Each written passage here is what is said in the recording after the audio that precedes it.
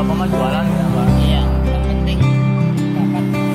Berbagi bukan berarti mengurangi. Berbagi tidak mungkin tak berarti. Walau sedikit pun takkan menyakiti.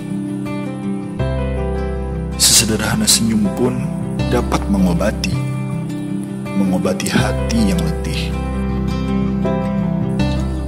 Banyak di luar sana orang-orang yang membutuhkan rangkulan tangan kita, berjalan bersama kita, tersenyum bersama kita.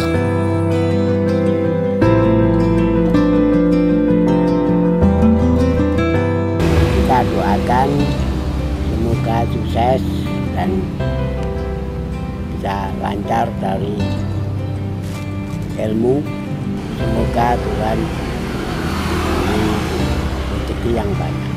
Saya doakan semuanya diberi kesehatan, panjang umur, selamat di akhirat. Mari kita sisihkan beberapa kenangan manis pada mereka yang juga masih saudara kita yang nantinya akan membawa kita naik ke surga.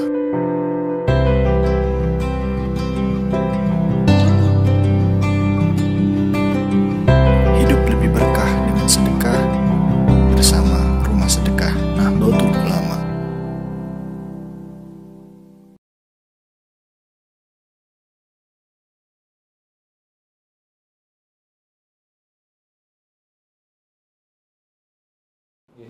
Bismillahirrahmanirrahim. Assalamualaikum warahmatullahi wabarakatuh. Alhamdulillah. Alhamdulillahi rabbil alamin. Wal aqibatu lil muttaqin wala udwana illa 'alal zalimin. Asyhadu an la ilaha illallah wahdahu la syarikalah wa asyhadu anna Muhammadan abduhu wa rasuluh. Allahumma sholli wa sallim wa barik ala sayyidina Muhammadin wa ala alihi wa sahbihi ajma'in, amma ba'du. Para jamaah semuanya yang saya hormati, yang saya muliakan, alhamdulillah kita bisa bermuajahah kembali, dan mudah-mudahan pertemuan kita ini pertemuan yang bermanfaat dan pertemuan yang bisa menghasilkan sesuatu yang baik, sehingga bisa dikatakan sebagai pertemuan yang barokah. Dan mudah-mudahan semuanya, para jamaah kita semuanya dalam keadaan sehat walafiat. Oleh karena itu mari kita berdoa, membaca Al-Quran, mohon kepada Allah mudah-mudahan apa yang menjadi kebutuhan kita, menjadi hajat kita, semuanya diijabahi oleh Allah Subhanahu wa ta'ala. Liridhoillahi ta'ala wa li syafaati nabiyina Muhammadin sallallahu alaihi wasallam wa li qadai hajatina wa hajatikum min hawaijid dunya wal akhirah. Al-Fatihah. A'udzubillahi minasyaitonir rajim. Bismillahirrahmanirrahim. Iyyaka na'budu wa iyyaka nasta'in. Ihdinas siratal mustaqim, siratal ladzina an'amta 'alaihim. Bapak-bapak dan ibu-ibu, para jamaah semuanya, kita akan mencoba memahami makalah yang ke-23. Wal maqalatu as-salisatu wal 'ishruna, makalah yang ke-23. Makalah siapa ini? An Hatim al-Asham, yaitu makalah dari seorang waliullah namanya Hatim al-Asham radhiyallahu anhu. Wa huwa Abu Abdurrahman Hatim bin Ulwan. Namanya aslinya beliau ini adalah Abu Abdurrahman Hatim bin Ulwan. Dan juga ada yang mengatakan wa yuqalu Hatim bin Yusuf, yaitu Hatim bin Yusuf. Ada yang mengatakan seperti itu. Wa huwa min akabiri masyayikh Khurasan wa kana tilmidu Syaqiq al-Balkhi. Dia adalah ulama besar, wali besar yang ada di Khurasan. Dan beliau adalah muridnya Syaqiq al-Balkhi. ya, muridnya Syakik Al-Balkhi. Dia dikatakan sebagai Al-Asom. Al-Asom itu artinya wong sing budek, wong sing tuli, wong sing gak krungu. Iku ada riwayatnya. Ruya annahu ja'at imra'atun fasa'alat Hatiman an mas'alatin. Ada seorang perempuan datang kepada beliau ingin bertanya satu masalah. Tapi tiba-tiba terdengar suara mak pelkedut, apa kentut. Nah, yang kentut itu sebetulnya secara tidak sengaja keluar dari seorang perempuan tadi. Maka kemudian dengan ketawaduannya dan dengan ketulusannya menjaga rasa malunya wanita tersebut, faqala Hatim irfa'i sautak, coba banterno swaramu, aku ra krungu. Nah, gitu. Dan beliau juga mengatakan kepada si perempuan tadi, aku termasuk wong budek, jadi tolong dibanterno suaramu. Maka fasarrat al-mar'atu bidzalika, maka menjadi gembira perempuan tersebut mendengar apa yang disampaikan oleh Hatim Al-Asom. Waqalat innahu lam yasma'a sauta fa ghalaba alaihi ismal asom. Maka dia berkata, oh ternyata dia nggak dengar suaraku. Berarti memang betul-betul dia ini adalah budek. Syukur alhamdulillah, kentutku gak kerungu. Nah itu. Dan ini menurut riwayat, ya, menurut satu riwayat, beliau mempertahankan kondisi kebudekannya itu, bukan budek temenan ya ini, hanya pembudekannya itu selama 15 tahun sampai wanita tersebut meninggal dunia. Karena apa? Khawatir kalau umpamanya dia menampakkan ketidaktuliannya dan diketahui oleh wanita tersebut yang sesungguhnya juga tidak jauh dari kediaman beliau, maka khawatir wanita tersebut menanggung malu karena pernah kentut di hadapan Hatim Al-Asom. Maka pada akhirnya dia diberikan lakop Al-Asom. Nah itu. Kira-kira zaman saat ini wonten boten tiang sing purun ngelakoni laku sing kaya ngoten niku. Gak kira kok ana mamane ana wong teko mertamu ning sampean mbuh kate la opo kok mareng ngono kepentut mesti kene murang-muring ora dituko silit gak tahu sekolah.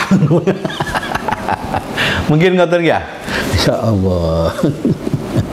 Tapi beliau ini karena seorang wali, begitulah sikapnya, menjaga rahasia seorang, menjaga, menyimpan kejelekan orang. Nih. Nah, apa yang disampaikan oleh beliau? Ini juga antik ini. Ma min sobahin ila wa yakulu syaitanuli ma ta'kulu wa ma talbasu wa aina taskunu. Setiap pagi setan itu selalu datang dan ngomong kepada saya, katanya si Hatim Al-Asom, apa yang kamu makan, apa yang kamu pakai, dan di mana kamu bertempat tinggal. Maka kalau kita ditanya seperti itu, kira-kira apa jawabannya? Sing kula pangan nggih sego, mesti ngoten nggih. Gawe apa? Ya gawe klambi, mosok gawe timbo kan ngoten. Terus nang ndi manggon? Yo nang Malang aku iki, mosok katene ngendi. Beliau enggak begitu jawabannya. Dan jawaban ini membuat setan itu keder. Akhirnya nanti lari terbirit-birit. Maka Hatim Al-Asom mengatakan fa'akulu mongko ngucap sapa ingsun lahu maring setan akulu al-mauta, aku mangan mati. Ai aduku miraratal maut, saya merasakan betapa sakitnya kematian itu. Nah gitu. Jadi yang aku rasakan itu adalah pahitnya, sakitnya kematian. Karena beliau sebagai seorang waliullah, ya dengan ketawaduannya lagi-lagi merasa belum cukup apa yang akan dibawa menuju ke kematian. Dan beliau juga menyadari apa yang sudah diceritakan Rasulullah, bahwa sakaratul maut itu juga menyakitkan. Dan lebih menyakitkan lagi bila mana setelah kematian mendapatkan siksa kubur ataupun siksa akhirat. Itu yang dijawab oleh beliau, sehingga beliau itu dalam kehidupan sehari-harinya karena merasakan hal yang seperti itu, maka berusaha sekuat tenaga beribadah sebaik-baiknya. Nah, kalau kita itu tidak, kenapa lali bahwa sakaratul maut itu loro? Baru ngerasana loro itu wis mulai watu, ambane sesek, boyoke linu, sikile kena asam urat nggih. Ngoten niku baru. Tapi kalau beliau ini meskipun sehat sudah merasakan seperti itu. Itu tentu lebih baik tentu bagi kita. Nggih. Kemudian wa albasu al-kafana. Dan saya memakai kain kafan. Apa yang saya pakai adalah kain kafan. Jadi bukan kain yang lain yang membuat kita menjadi orang yang dihormati. Itu hanya atribut yang harus ditinggal jauh-jauh karena itu akan membebani diri kita. Memang dengan pakaian yang kita miliki, kita tuh sering kebebanan. Nih, umpamanya jangan kok gawe seragam hansip ngono ae. Mesti kan mikir, waduh lek awak hansip aja macam-macam rek mesti jadi pengaman kan gitu. Utawa gawe klambi takwa kok ning pasar ngono yo isin kan umpamane katene celelekan. Kan ngoten. Nggih. Beban jadinya. Atau mungkin pakai kopiah haji. Dadak ngenyangan nak tuku, ya gak penak kan mosok haji ngenyangan medit berarti itu. Beban lah. Pakai baju bagus beban, nggak sepatu dadak budal sawah, padahal sepatu melidit kaos kakian kan ngoten kan itu.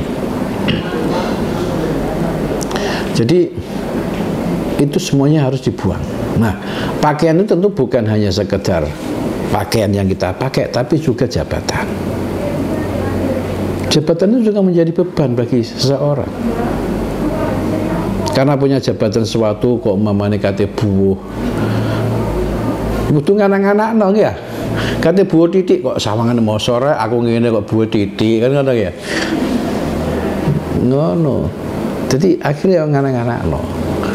Malah ana sing wah iku wis tatrek iku kiai, mosok mangan di warung, muruke kurang. Malah sing enak dadi wong biasa atine. Makanya di sini wa albasu al-kafana. Nah wis kain kafan dadi pakaian katene lha apa?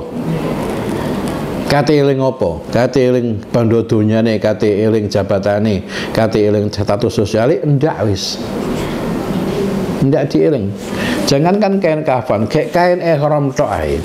Nalikane kita umroh atau lunga haji, ndek kono wis ilang kok status kita. Wis gak ketok. Kopral jenderal wis gak iso dibedakno.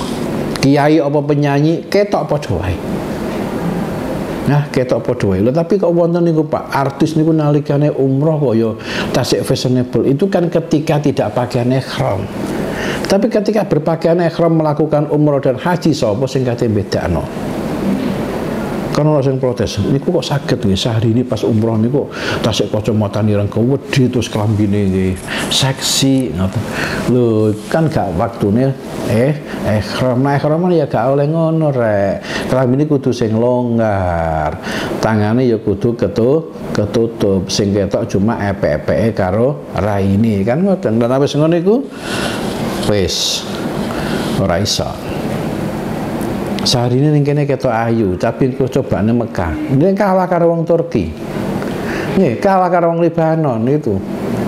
Karena apa-apa nih wong Indonesia itu jadi anugerah hidung mancung kok, tapi hidung pesek. Postur tubuhnya juga begitu. Yo kalah jauh. Terus mboten usah mikir dawa-dawa nggih, mboten usah mikir dawa-dawa. Lah napa ngoten niku dipikir.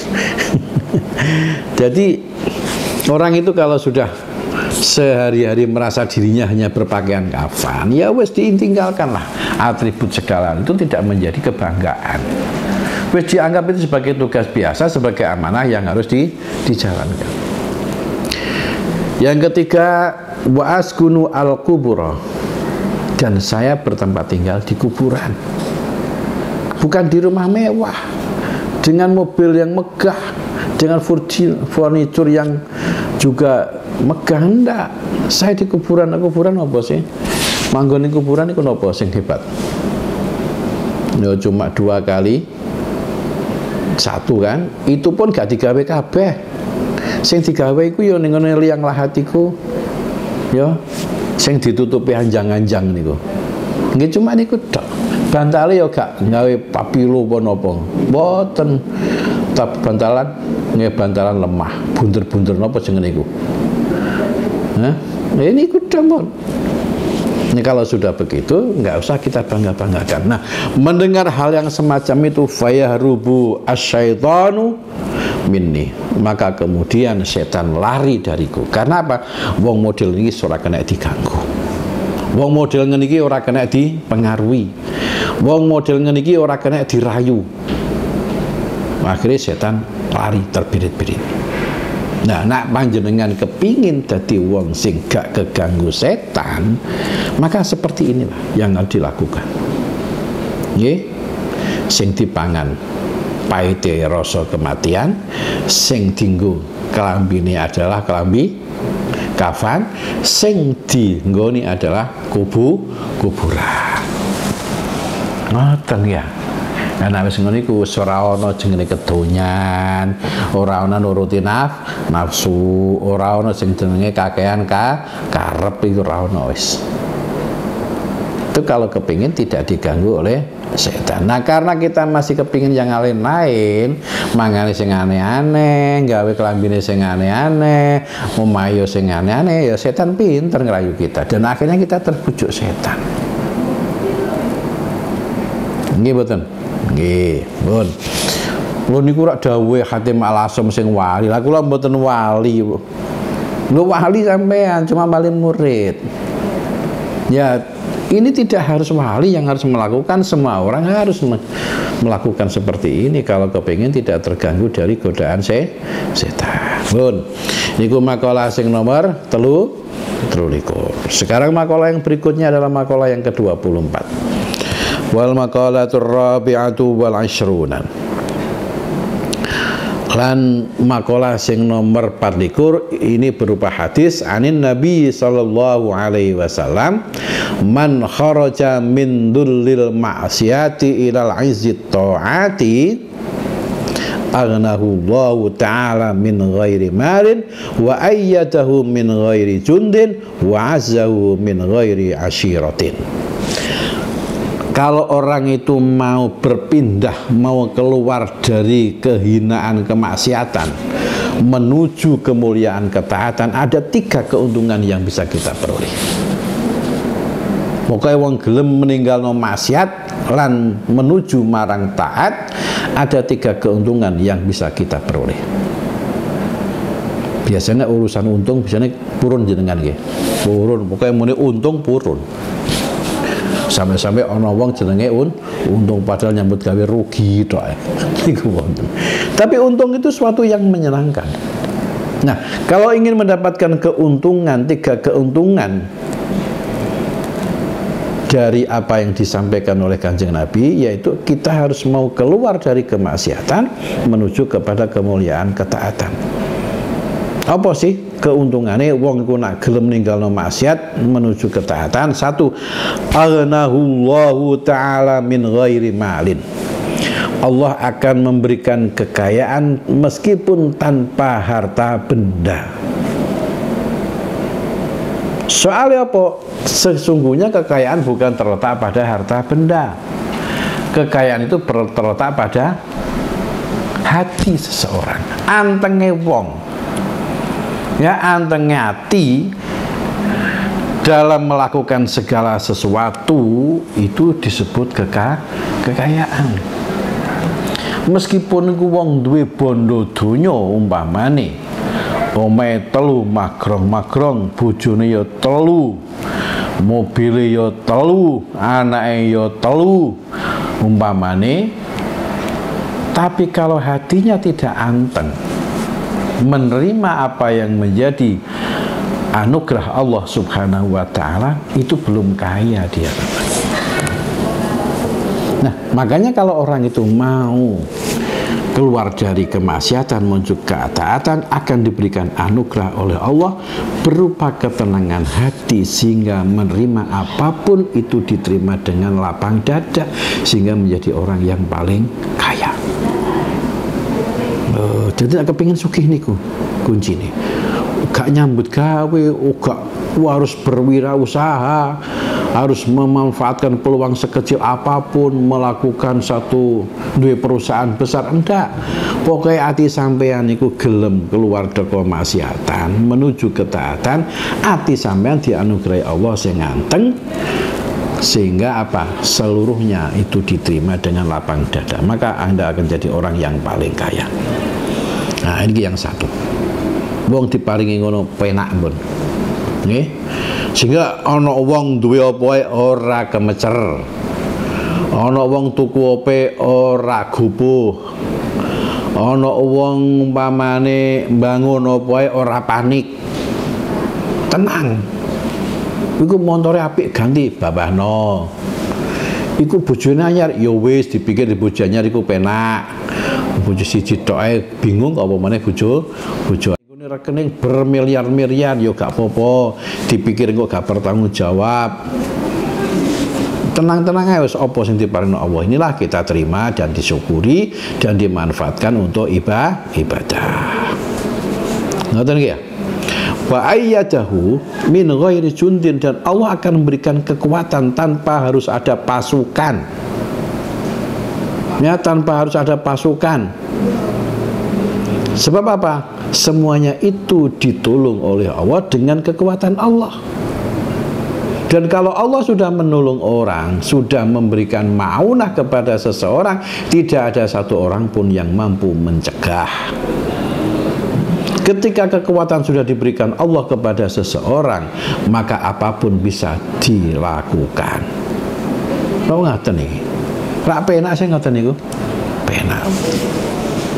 Kemudian yang ketiga, wa'azahu min ghairi asyiratin, dan dia akan diberikan kemuliaan sehingga mengalahkan kepada musuh-musuhnya tanpa harus ada yang namanya jamaah, tanpa harus ada namanya bolo dewo. Tidak harus itu. Dia menjadi lebih mulia karena apa? Diberikan kemuliaan oleh Allah. Karena sungguhnya kemuliaan yang diberikan kepada siapapun itu adalah secuil kemuliaan yang diberikan Allah kepada seseorang, tanpa harus yang namanya tebar pesona, pencitraan, kampanye, mboten usah. Kemuliaan itu akan datang, akan diberikan oleh Allah manakala kita mau keluar min dzulil ma'siyah ila azid ta'ah. Itu bapak-bapak kira-kira gimana? Siap nggak melakukan? Sajane enteng nggih, ora bondo donya kok. Sajane enteng tapi nggih ya kok abot. Kok abot. Baiklah Bapak Ibu, para jamaah yang saya hormati, saya kira itu yang perlu saya sampaikan pada kesempatan hari ini. Mudah-mudahan ini bisa kita lakukan. Kalaupun mungkin belum bisa melakukan secara maksimal 100%, yuk kita usahakan secara bertahap, sedikit demi sedikit. Insya Allah dengan bertambahnya usia, maka kita akan semakin bijaksana, dan kemudian dengan kebijaksanaan yang kita miliki itu, maka kita akan berusaha melakukan apa sing didhawuhna Kanjeng Nabi, sing didhawuhna karo Hatim Al-Asom tadi. Demikian kurang lebihnya, mohon maaf. Wallahu a'lam bishawab. Wallahul muwaffiq ila aqwamit thoriq. Wassalamualaikum warahmatullahi wabarakatuh.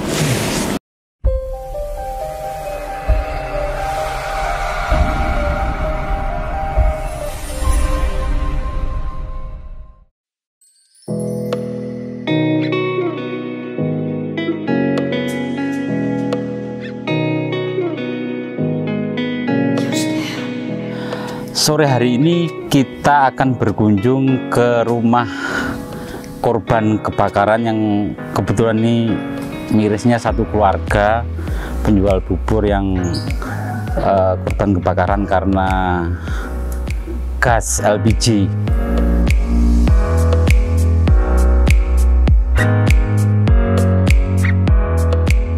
Enggak pas kena pada api tiba-tiba gitu, kaget terus lari. Enggak, digendong. Digendong sama ayah. Mana ayah? Namanya siapa ayahnya? Iwan siapa yo? Karena memang ada teman-teman, ada media, ada Pak Agus, ada pengusaha dan lain sebagainya. Gitu titipan. Ini dari Unisma, tidak sangat banyak tapi moga-moga bermanfaat. Paling tidak ini bisa untuk memulai usaha baru. Nanti juga ada tambahan dari teman-teman dari Pak Agus ini, moga-moga ini bermanfaat. Dengan terima kasih.